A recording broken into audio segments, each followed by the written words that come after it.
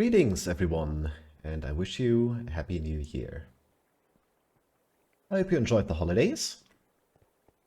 I certainly did, and I've been at work quite a bit in this area here. So I've been doing a little bit of road building in the past couple of weeks. Not just that, but this is one of the things that I wanted to do because I finally want to connect everything that I've been building in this direction up with, something that lies in that direction, which you will find out at some point what exactly that is, but that's not going to be today's episode. So what I want to do basically is to show you, well, what have I been doing during the holidays, and yeah, this road is part of it.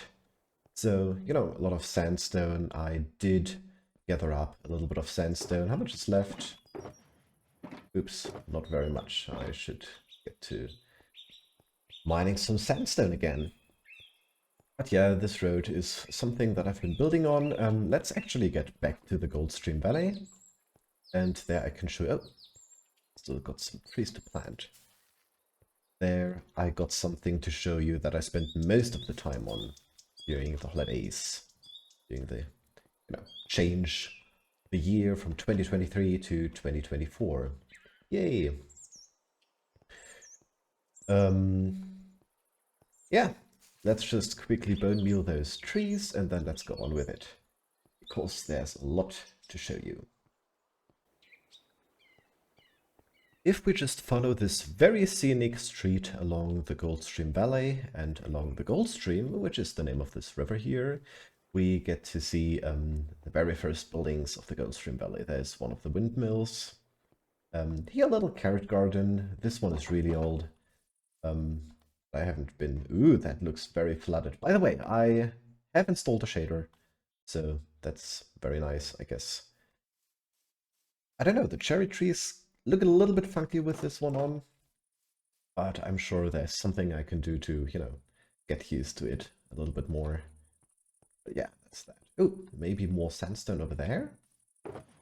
No. Never mind. Well, and very soon you'll see familiar sights. There's a little shrine, little pond with a little stream going to the river, the Goldstream. And yeah, my most time-consuming project has been so far the Dwarven City that just lies underneath this area here. The mountain hasn't seen any progress yet. Still have to do that eventually. But underground is where all the music plays. You might remember last episode I started digging out this huge hole for the throne room. And I'm happy to say that the throne room is by no means complete, but it's at a stage where it actually looks kind of pleasing to the eye. So let's just get down here and see what has changed since last episode. Very first thing you'll see is the hole that leads to the throne room here is gone and was replaced with a wall. That wall a little bit eventually, but there are a lot of barrels that I still need to empty out. This will have to wait a little bit. So you can't get to the throne room from this side anymore, which is really important because I didn't want, the throne room to be accessible. Number one, from behind, and number two, from such a short distance from the overworld, basically. So I just closed off this hole, and what we're gonna do is we go through, my storage, lots of deep slate, which I also expanded, by the way. Now we have room for calcite, for tuff, for I don't even know what that is called. I think like smooth basalt or something. Yeah, salt. We have coal here, diamonds. Look at my diamonds. Some copper and so on. Extended that a little bit. And the very first thing you're gonna see is I actually... Wait, did I show that in the last episode? I'm not sure. now, anyways, you can get very comfortably down this road to the subway system that I've been working on. You know, the subway system that goes straight from Elsbury to this place, a 13-minute minecart ride. You can actually get there now without climbing through the mountain and stuff. That's, you know, actually very much excellent, and you can see it leads straight down there. It still needs a little bit more decoration because that's not finished by any means of the word finished. But yeah, here's the proof. There is the minecart track, and doesn't continue this way, will continue this way. Yeah. If I just, you know, enlarge this map real quick, there it is, and still need to work on that as well. I've been thinking, you know, replacing the walls with something else, because Deep Slate, let's be honest, isn't really the most visually pleasing of them blocks. So maybe, you know, change this to something like, I don't know, sandstone or whatever. I'm not really sure. But, you know, this is going to be a huge project because that's like, I don't know, 100, 200,000 Deep Slate blocks maybe. So yeah, not really a project for an afternoon or anything. Let's go back up here, because that was only one small part of the things that I did in this mountain kingdom. The other thing that I did is... I just have to look where it is. Oh yeah, up there. So there isn't a path yet towards it. But if we just go along here, we will enter the throne room that now has been covered with Deep Slate tiles. There are a couple of pillars made out of blackstone, I think, in the middle. You know, you have amethyst crystals everywhere, and these nice glow berries hanging from the ceiling. It's not done yet. I was thinking about installing, like, around the throne room on all sides, like a balcony kind of thing, so people can watch from up there. Whatever is, you know, going on this walkway here. And the throne itself hasn't been completed either yet. As you can see, it's still just this, you know, one open geode. And I'm still, you know, having to think about, you know, how actually I want to make the throne look. Because, you know, it has to be elevated so that the king or whoever sits here, the queen, whatever, actually can see newcomers. So I might get rid of some of those berry vines there. And then it also, of course, has to look aesthetically pleasing. So I'm not sure. Okay, let's get quickly back to the, what's it called, the storage hall, and I catch you there. So we're back at the storage hall. It was just a very short walk. And you see, you know, amethysts are starting to be shown everywhere in this kingdom. Because I decided, you know, since the throne is made of amethyst blocks and everything, I think amethyst would be a nice, you know, general theme for this kingdom, for this dwarven kingdom. And the question is, of course, well, where the hell would I be getting all this amethyst from? And I'm going to show you something that really excited me when I first discovered it. Oh, careful, I still haven't lit up the parts above here, so there is the possibility of some creeper to fall, as you can see from this little accident. I think somewhere ahead is another one. Yeah, there, where the curse is right now. Right here, another accident happened involving a creeper.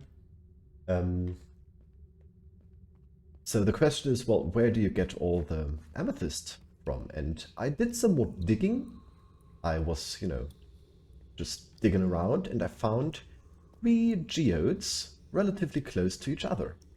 Number 1, number 2, and then the distance number 3. And I decided to dig out the entire area, which, you know, took me the better part of like 10 hours. And my plan is to build automatic amethyst farms around here. The design is by Ilmango, and it's just, you know, flying machines that go across and go back, you know, popping off the amethyst clusters or whatever they're called On their way, those get caught by a water stream and delivered to a box. At the moment, I want this to be more aesthetically pleasing than just a box in the ground.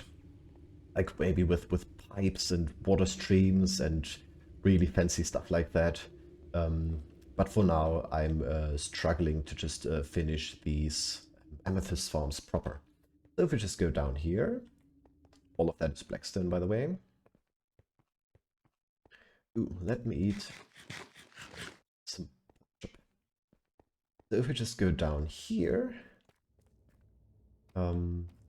you'll see the water stream and the flying machines. And I don't know if you've ever seen something like that before, but it probably won't yield anything at the moment because of, simply the fact that I just, like 1 hour ago or so, sent those flying machines off. So it probably won't be any yield, but you can send them off all simultaneously. And then they go. They pop off all the amethysts and come back. And I am currently in the process of, designing, or not designing, building these automatic arms. Which is quite a bit of work. You see, there's a lot of obsidian involved. There's a lot of slime and honey involved. And for someone without a slime or honey farm, this is actually a little bit of effort.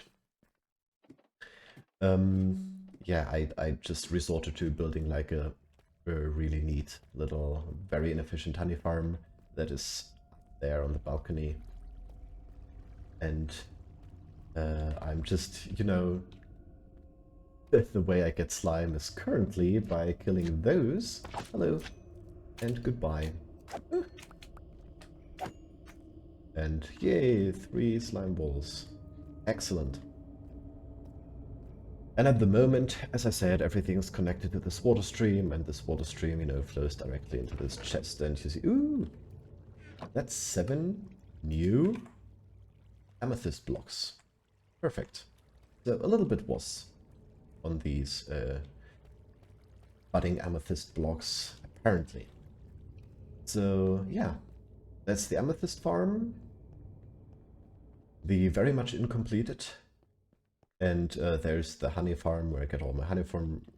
Currently it's turned off. There is, I think, yeah, already a little bit in here.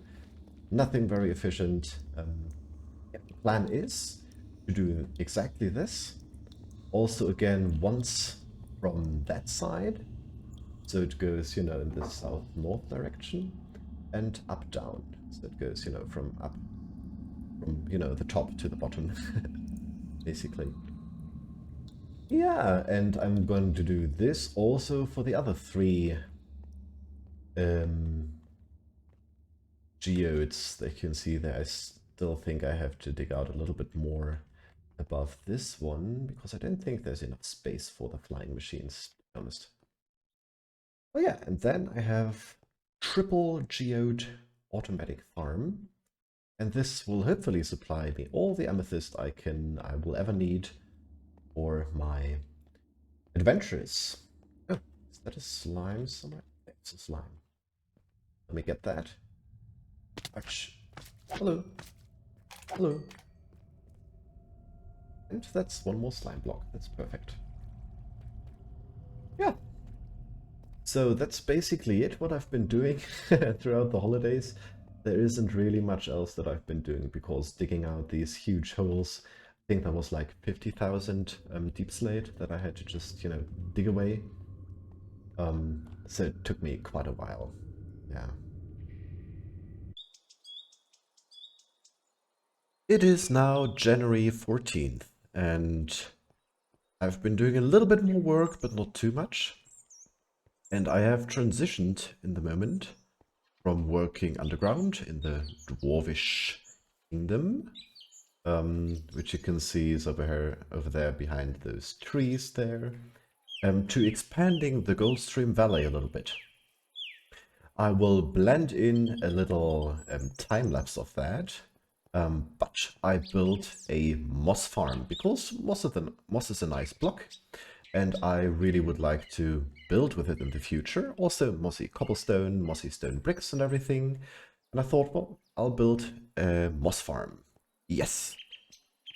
Okay, I'll show you the time lapse and then I'll show you how far I've come.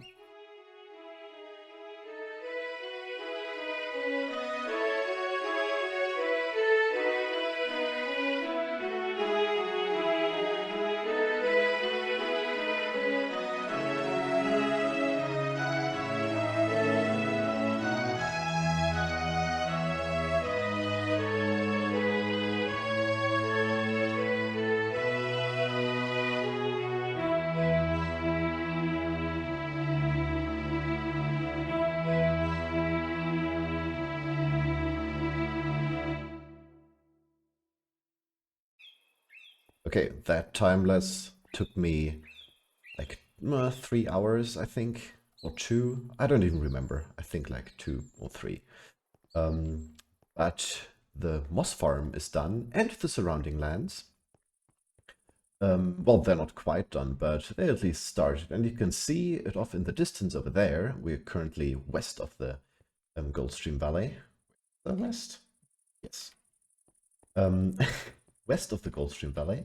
And you can see there's a huge building over there that is new. It is not quite done. It still looks very blocky and not very pleasing to the eye. But, you know, the main structure stands, and what is in it is also already completed. Off camera, I also built a little item sorting system and a shulker loader, so that I have absolutely no problem. And you saw the time lapse. The moss farm was running while I put in all the fields and all the roads in here. Yeah, I think the surrounding area will look very nice once there's a little bit more detail in. I've currently been working on the fields. And yeah, this still needs a lot of work until it looks acceptable. But you know, as I said, the main structure stands. And if we go in here first, this is the moss farm, designed by Xizuma.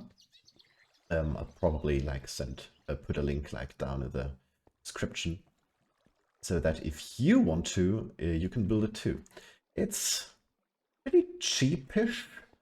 It does need 75 observers, so that's quite a bit. But apart from that, it's actually not too complicated to build and doesn't require too much materials.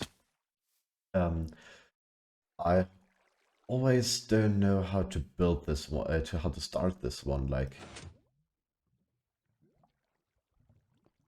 no, that didn't. Because, well, the lever has to be on an off state, like this. Oh, yes, I think now it works. Yes. And you can see there are 4 stone generators here at the edges, and they will push stone into the middle. The stone then gets converted by this moss block and this dispenser that will put bone meal on it into moss. And, well, then there is like 3 dispensers at strategically important places that just flush, oh no, maybe not here, that just flush all the items into that corner over there, and then they get put into this item stream and to this water stream. We have composters here, which basically means that this farm runs completely automatic. I don't even need to refill bone meal anymore. And the access is just sent over there to my item filter and shulker loader storage unit. I'm just gonna turn it off because... So now it's off. And it will sort everything automatically into shulker boxes, and the shulker boxes will eventually make their way into this area here. So we already have 1 full shulker box of moss carpet. 2, my goodness, shulker boxes full of moss blocks. This one is for seeds, I think. This one is for azalea, and this is for the flowering azalea. So that's pretty awesome. Here's the shulker loader. I actually can't really look in it here at the moment. Yeah, flowering azalea. And, well, I just thought it would be nice to surround this farm with a little bit of, well, farms, more farms all around, especially the wheat farms, because on the one hand side, I think it looks pretty once it's all grown up, and on the other hand side, my brother and I, we have a little bit of a competition who has the biggest wheat field. So I'm just continuously expanding my wheat field. And as you can see, I have a farmer's house here. I plan to have like 2 or 3 more of them on this area. The big moss farm and the rest is just gonna be wheat fields. And I try to expand this farming district into the southern part of this peninsula here. So yeah, that's gonna look awesome. One more thing that I did, and that shall be the last thing for this episode, is I more or less finished the bridge that I showed you at the very beginning of the video. If we just go in this direction, I was also mining a little bit more sandstone. So now I have 6 whole shulker boxes of sandstone and a little bit random stuff. I finished the bridge in the sense that I put arches underneath. They are looking very nice, and then I'm, good to go to expand this road further to the west, where eventually the capital city of this, whole kingdom will go, and the palace, which I'm very excited to build with y'all. Yeah, we'll see how that turns out, but I think next episode I'm planning to go ahead and progress a little bit more on this area here, and yeah, then we'll see where the road takes us. If you, as usual, have any suggestions on what I should build, what I can build, a little bit of lore, and so on, then please just let me know in the comments. Thank you so much for watching, and have a wonderful day.